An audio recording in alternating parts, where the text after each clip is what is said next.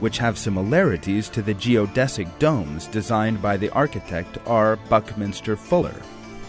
However, whereas Fuller's domes have to be assembled following a fairly elaborate code, the design of the virus shell allows it to build itself.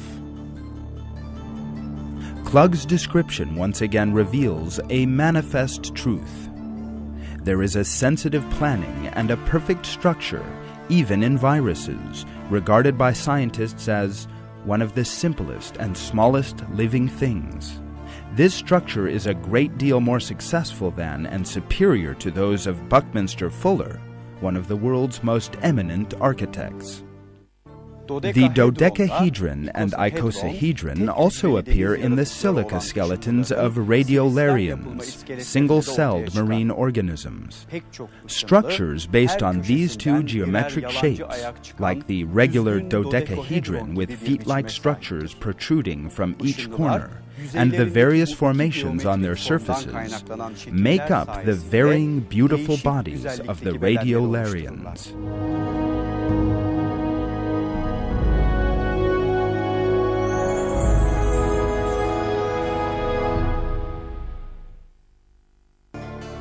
The golden ratio also manifests itself in crystal structures. Most of these are in structures too minute to be seen with the naked eye.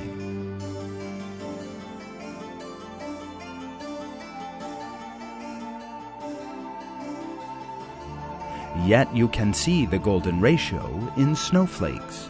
The various long and short variations and protrusions that comprise the snowflake all yield the golden ratio.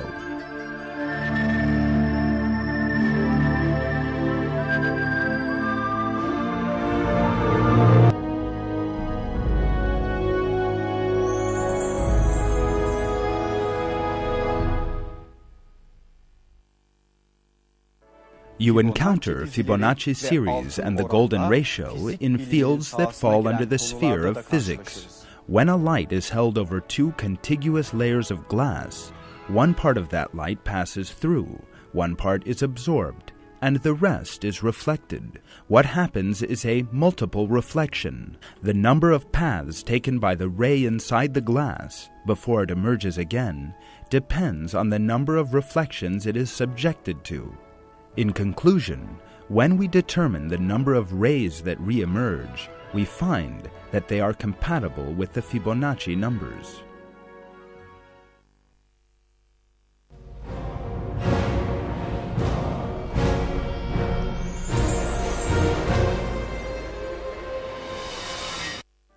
The fact that a great many unconnected animate or inanimate structures in nature are shaped according to a specific mathematical formula is one of the clearest proofs that these have been specially created. The golden ratio is an aesthetic rule well known and applied by artists.